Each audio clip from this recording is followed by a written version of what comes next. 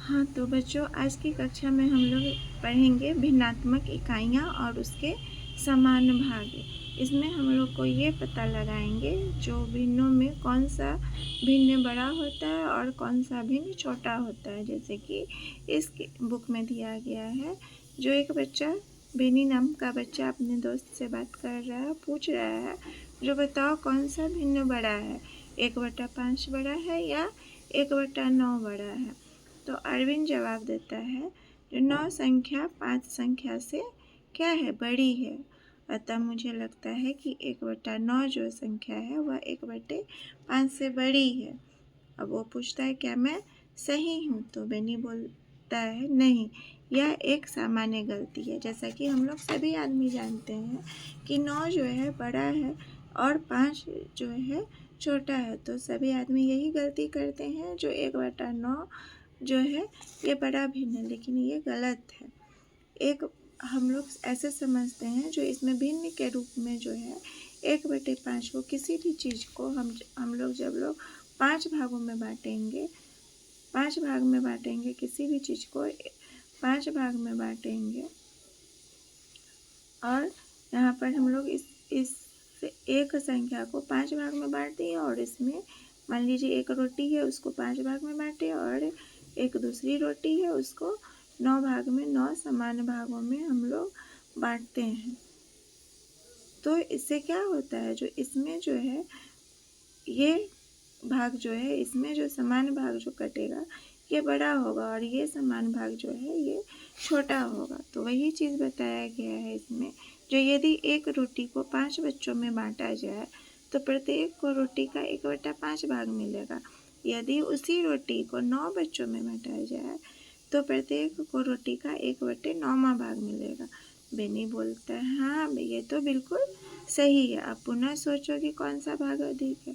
तो अरविंद बोलता है, यदि मैं किसी वस्तु को अधिक लोगों में बांटता हूँ तो मुझे कम भाग प्राप्त होता है। अतः 1/9 जो है 1/5 से क्या है, छोटा है। तो भिन्न कौन सा बड़ा हो गया, 1/5 बड़ा हो गया। अब आगे है जो इसी तरह से वो बोलता है, अच्छा तो 1/100 जो है 1/200 से अधिक होगा। हाँ, तो ये बिल्कुल भी सही है। भिन्न के रूप में जो है जितना जितना छोटा वाला हिस्सा जो होगा वो ज़्यादा बड़ा होगा बड़े हिस्से से। जैसे 1/500 रहेगा, 1/1000 से ज़्यादा बड़ा होगा। 1/700 जो है 1/1000 से 1/700 जो है 1/1000 से बड़ा होगा। 1/700 1/1000 से ये क्या होगा, ये 1/700 वाला भिन्न जो है बड़ा होगा, 1/1000 से ये छोटा भिन्न होगा। अब जब एक इकाई को कई समान भागों में विभाजित किया जाता है तो प्रत्येक भाग को भिन्नात्मक इकाई कहा जाता है। अब कह रहा है, जो भिन्नात्मक इकाई किसे कहा जाता है, तो ये समझिए, जब एक इकाई को कई समान भागों में, एक चीज़ को हम लोग कई एक इक्वल पार्ट में जब हम लोग काटते हैं, विभाजित करते हैं, तो प्रत्येक भाग को भिन्नात्मक इकाई कहा जाता है। जैसे 1/2, 1/3, 1/4, 1/5, 1/6, 1/7, 1/8, 1/10, 1/50, 1/100 इत्यादि। हम कभी कभी भिन्नात्मक इकाइयों को क्या कह देते हैं, इकाई भिन्न भी कह देते हैं। कभी कभी जो हम लोग इसको इकाई भिन्न भी कहते हैं। अब कह रहा है, जो आइए पता लगाइए। अब इतना हम लोग समझने के बाद आगे पढ़ेंगे।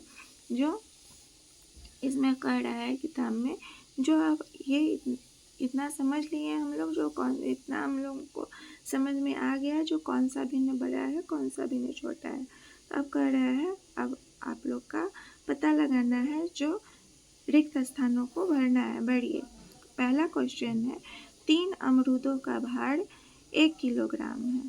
3 अमरूदों का भार, 3 अमरूद मिला दिया गया है तो उसका भार जो है 1 किलोग्राम है। यदि वे समान आकार के हों तो प्रत्येक अमरूद का भार लगभग कितना किलोग्राम होगा। अगर वह सभी अमरूद जो है एक ही आकार का है तो प्रत्येक अमरूद का भार जो है, मतलब सभी अमरूद का भार जो है एक ही आकार एक ही है, तो कह रहा है जो प्रत्येक अमरुद का भार कितना होगा। तो प्रत्येक अमरुद का भार क्या होगा, 3 अमरुद का भार को मान लिया है जो 1 इकाई है, 3 अमरुद को बांट दिया है 1 इकाई में, तो कह रहा है 1 अमरुद का भार कितना होगा। तो 1 अमरुद का भार हो जाएगा 1/3।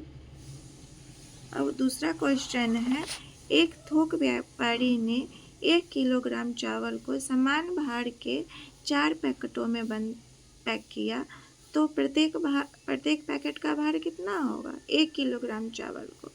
आप थोड़ा सा सोचिए, जो अगर 1 किलो कोई चीज़ को 4 भागों में 4 पैकेट में पैक किया जाएगा, तो 1 पैकेट में कितना हिस्सा आएगा।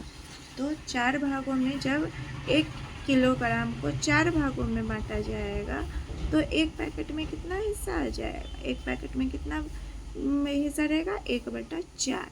1/4 जो है 1 पैकेट में आएगा। तो यहाँ पर खाली जगह में हम लोग क्या भरेंगे 1/4। पहला क्वेश्चन में खाली जगह में क्या भरेंगे 1/3। और अगला क्वेश्चन है अगला क्वेश्चन यहाँ है, 4 मित्रों ने 3 गिलास गन्ने का रस का ऑर्डर दिया और इसे आपस में बराबर बराबर बांटा, तो प्रत्येक ने कितने गिलास गन्ने का रस पिया। तो कितने मित्र थे, 4 मित्र थे, और कह रहा है 3 गिलास गन्ने के रस का ऑर्डर दिया। कितने गिलास गन्ने का रस का ऑर्डर दिया, तो बांटना है कितने में 4 में। तो जितना में हम लोग को बांटना रहता है उतना उस संख्या को लिखते हैं नीचे हर के रूप में, और जितना मेरे पास रहता है तो उसको रहते कितने गिलास गन्ने का ऑर्डर किया था, तो 3 गिलास को। तो तीन गिलास को 4 भागों में बांटना है, 4 मित्रों में बांटना है, तो 3 को रख देंगे ऊपर। तो एक गिलास में कितना आएगा, 1 गिलास में आएगा 3/4 भाग। ठीक है, तो इतना हम लोग समझ गए। आज का क्लास यहीं पर ख़त्म करते हैं, और अगर अगला आगे का चीज़ जो हम लोग हैं नेक्स्ट क्लास में पढ़ेंगे। ठीक है, तो आज के लिए इतना ही। ठीक है बच्चों, आप आगे नेक्स्ट क्लास ज़रूर ही देखिएगा। अगर आगे आपको समझना है, जानना है, सीखना है, तो नेक्स्ट क्लास ज़रूर देखिएगा।